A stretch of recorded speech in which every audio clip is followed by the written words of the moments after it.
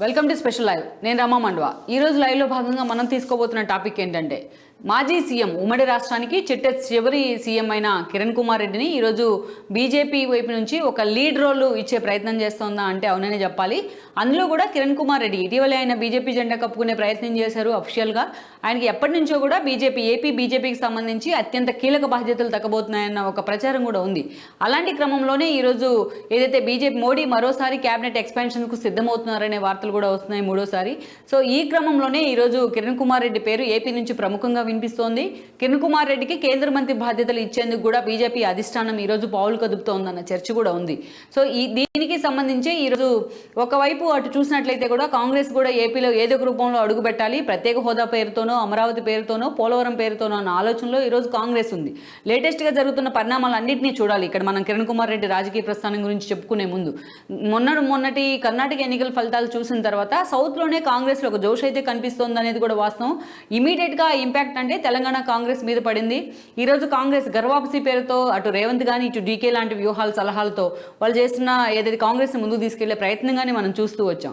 ఖమ్మం వేదికగా ఇన్ని రోజుల తర్వాత రాహుల్ గాంధీ పెట్టిన సభ ఏ స్థాయిలో సక్సెస్ అయిందో కూడా మనం చూసాం. అక్కడ రాహుల్ గాంధీ ఇచ్చిన హామీలు కానీ ఇవన్నీ కూడా ఈరోజు రాష్ట్ర వ్యాప్తంగా కూడా చాలా సీరియస్గా స్టేట్ పాలిటిక్స్లో ఈరోజు హాట్ టాపిక్ అయిన పరిస్థితి. ఇదే సమయంలో ఖమ్మం పర్యటనలో భాగంగా రాహుల్ గాంధీ ఏపీకి కూడా వచ్చున్నారు గన్నవరం ఎయిర్పోర్ట్కి. పలువురు కాంగ్రెస్ నేతలు కూడా ఏపీకి చెందిన కాంగ్రెస్ నేతలు కూడా ఆయనతో భేటీ కావడం జరిగింది.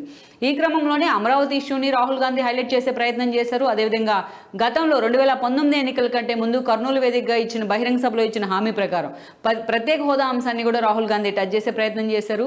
ఇక పోలవరం లాంటి ఇష్యూలను కూడా హైలైట్ చేశారు.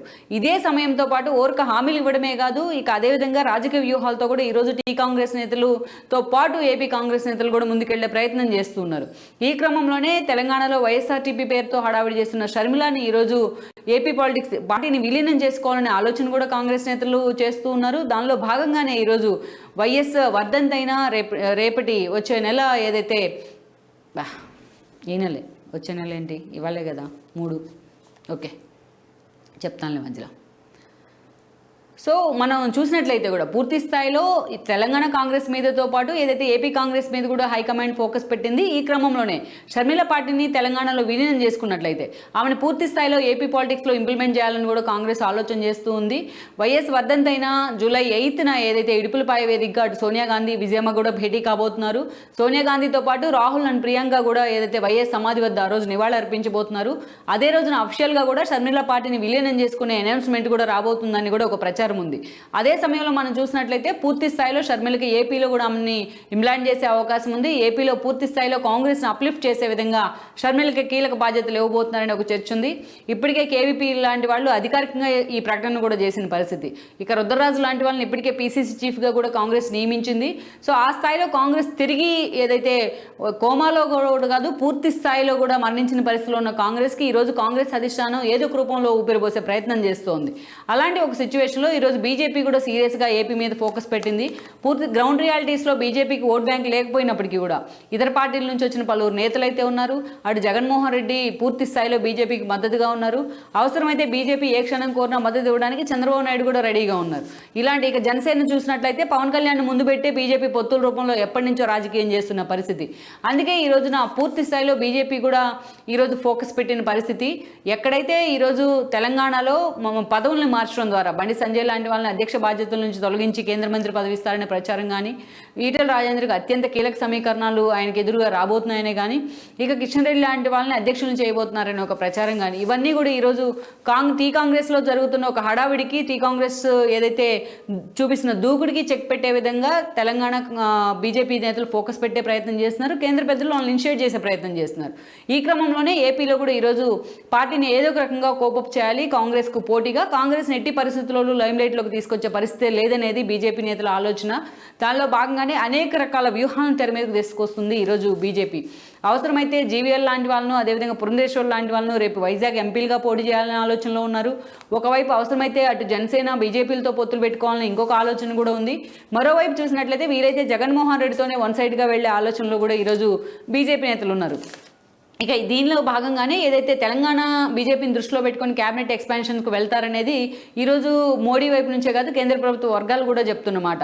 ఈ క్రమంలోనే సీఎం రమేష్ లాంటి వాళ్ళకి, ఒక బీసీ వర్గానికి చెందిన సీఎం రమేష్, గతంలో ఆయన టీడీపీ నుంచి రావడం జరిగింది, రాజ్యసభ సభ్యుడు కూడా ఆయన, అలాంటి వాళ్ళకి ఈరోజు కేంద్ర మంత్రి పదవులు ఇస్తారనే ఒక ప్రచారం అయితే ఎప్పటి నుంచో జరుగుతూ వస్తుంది. అయితే అనూహ్యంగా ఈరోజు కిరణ్ కుమార్ రెడ్డి పేరు తెర మీదకి రావడం జరిగింది. కిరణ్ కుమార్ రెడ్డి లాంటి ఒక రెడ్డి సామాజిక వర్గానికి చెందిన ఒక వ్యక్తికి, ఒక సాలిడ్ సమైక్యాంధ్ర నేతగా, ఒక గుర్తింపు ఉన్న నేతకి ఈరోజు తన పరిపాలన కొద్ది కాలం అయినప్పటికీ కూడా ఉమ్మడి రాష్ట్రానికి చివరి ముఖ్యమంత్రిగా తన మార్క్ ఏంటో ఆయన చూపించగలిగారు. అలాంటి నేతకి ఈరోజు కేంద్ర మంత్రి పదవి ఇవ్వడం ద్వారా పార్టీని లైమ్ లైట్లోకి తీసుకురావాలి అనేది బీజేపీ ఆలోచన. ఒకసారి మనం కిరణ్ కుమార్ రెడ్డి ప్రస్థానం చూసినట్లయితే కూడా చిత్తూరు జిల్లా నుంచి ఆయన పొలిటికల్గా రిప్రజెంట్ చేసిన, వాళ్ళ ఫాదర్ టైం నుంచి, అమర్నాథ్ రెడ్డి టైం నుంచి. ఆ తర్వాత తనకంటూ కూడా కిరణ్ కుమార్ రెడ్డి ఒక సోలో ఇమేజ్ అయితే తెచ్చుకునే ప్రయత్నం చేశారు. తన మంత్రిగా పనిచేయకపోయినప్పటికీ కూడా వైఎస్ హయాంలో ఆయనకు స్పీకర్గా ఆయన తనకంటూ కూడా ఒక సోలో ఇమేజ్ అయితే క్రియేట్ చేసుకున్నారు. ఈ క్రమంలోనే వైఎస్ చనిపోయిన తర్వాత ముందుగా రోసే ముఖ్యమంత్రి కావడం, తెలంగాణ మూమెంట్ పూర్తి స్థాయిలో ఒక పీక్ లెవెల్కి చేరుకున్న పరిస్థితుల్లో ఆ రోజు కాంగ్రెస్ అధిష్టానం స్పీకర్గా ఉన్న కిరణ్ కుమార్ రెడ్డిని ముఖ్యమంత్రిగా ప్రకటించిన పరిస్థితి. ముందుగా సీల్డ్ కవర్ సీఎం అని చెప్పి ప్రతిపక్షాలు ఆయన టార్గెట్ చేసే ప్రయత్నం చేసిన, అటు పాలనలో కూడా తనదైన మార్కు చూపించే ప్రయత్నం చేశారు. ఆయన ఓవైసీ అరెస్ట్ లాంటివి కానీ, తెలుగు మహాసభలు నిర్వహించడం కానీ, మెట్రో రైలు విషయంలో ఇనిషియేటివ్ తీసుకునే ప్రయత్నం చేయడం కానీ, ఇలాంటి వాటన్నిటితో కూడా పాలనలో తన మార్కు చూపించగలిగారు. But at the same time కరడుగట్టిన సమైక్యవాద వాయిస్ వినిపించి అటు తెలంగాణ నేతలకు కూడా టార్గెట్ కాగలిగారు. అదే స్థాయిలో తన వాయిస్ని వినిపించడంలో పదే పదే టార్గెట్ అవుతున్నా కూడా ఆయన ఎక్కడ లెక్క చేయని పరిస్థితి. చివరకు సమైక్యవాదంతోనే ఆయన తన పదవిని, రాష్ట్ర ముఖ్యమంత్రి పదవిని కూడా ఆయన త్యాగం చేసి వదులుకున్న పరిస్థితి. సో ఆ తర్వాత మనం చూస్తే సమైక్యాంధ్ర పేరుతో ఒక ఎక్స్పెరిమెంట్ అయితే చేశారు. కానీ అప్పటికే రాష్ట్రం విడిపోయిన పరిస్థితుల్లో కిరణ్ కుమార్ రెడ్డి సోలోగా ఆయనకి సమైక్యవాది అనే ఒక ఇమేజ్ ఉన్నప్పటికీ బట్ ఆయన పార్టీని మాత్రం ఎవరు కూడా వెల్కమ్ చేయని పరిస్థితి. ఇక ఆ తర్వాత చూస్తే కొన్ని రోజుల పాటు ఆయన కాంగ్రెస్లో తిరిగి అఫిషియల్గా చేరారు. ఇక రాహుల్ గాంధీతో కలిసి ప్రత్యేక హోదా లాంటి ఒక ఉద్యమాల్లో, కర్నూలు లాంటి బహిరంగ సభల్లో కూడా ఆయన ఇనిషియేట్ చేసే ప్రయత్నం కూడా చేశారు. ఆ తర్వాత మనం చూసినట్లయితే కూడా ఇక చాలా రోజులుగా ఆయన పూర్తి స్థాయిలో రాజకీయాలకు దూరంగా స్తబ్దుగా ఉంటూ వస్తున్నారు.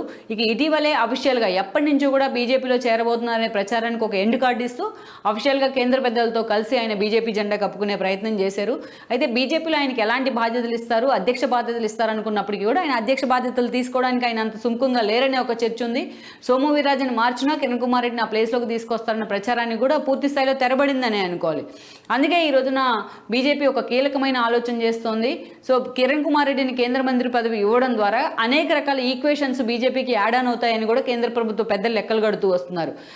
ఆయన కేంద్ర మంత్రి రాజ్యసభ పదవి ఇచ్చి ఆయన కేంద్ర మంత్రిని చేయడం ద్వారా రెడ్డి సామాజిక వర్గాన్ని ఈరోజు మనం ఒక స్ప్లిట్ తీసుకురావచ్చు, కన్సాలిడేట్ చేసే ప్రయత్నం చేయొచ్చు అని ఒక చర్చ అయితే జరుగుతోంది.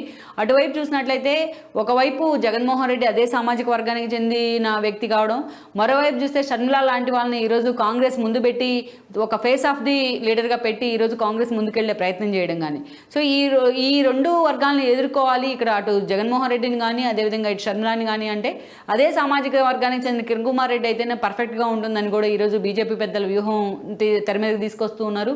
ఈ క్రమంలోనే ఈరోజు కిరణ్ కుమార్ రెడ్డికి కేంద్ర మంత్రి పదవిని అనౌన్స్ చేయబోతున్నారన్న చర్చ కూడా జరుగుతోంది.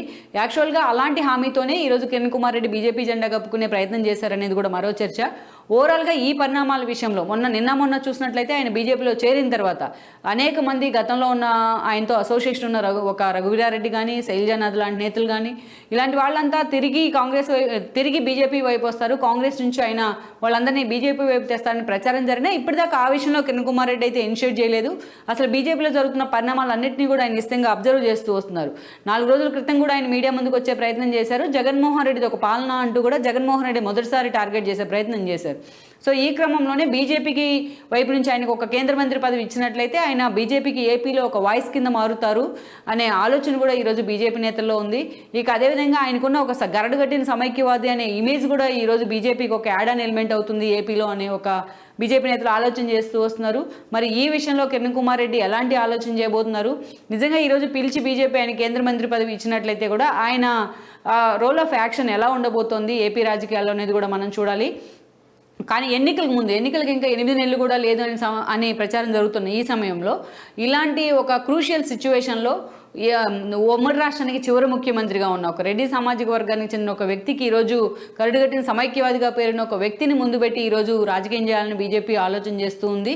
అది తప్పకుండా కూడా రాష్ట్ర రాజకీయాల్లో సీరియస్గా చర్చనీయాంశం అయ్యే అవకాశం ఉంది. అయితే కిరణ్ కుమార్ రెడ్డి బీజేపీ నుంచి పదవి పొంది ఆయన ఎంతవరకు రాష్ట్ర రాజకీయాల్లో ఇంపాక్ట్ చూపిస్తారనేది కూడా ఇక్కడ సీరియస్గా చర్చనీయాంశమైన పరిస్థితి. మరి పొత్తుల విషయంలోనూ మిగతా నేతల విషయంలో ఆయన ఎంతవరకు ఇనిషియేట్ చేయగలరు, బీజేపీ ఈరోజు తన కేంద్ర మంత్రి పదవి ఇచ్చినట్లయితే ఆయన నిజంగానే వెల్కమ్ చేస్తారనేది కూడా మనం చూడాల్సి ఉంది. ఓవరాల్గా ఈరోజు కిరణ్ కుమార్ రెడ్డి ఏపీ రాజకీయాల్లో మంత్రి పదవి కూడా రాకముందే పూర్తి స్థాయిలో ఆయన టాక్ ఆఫ్ ది బీజేపీ అయ్యారని మనం చెప్పక తప్పదు. Welcome to special live.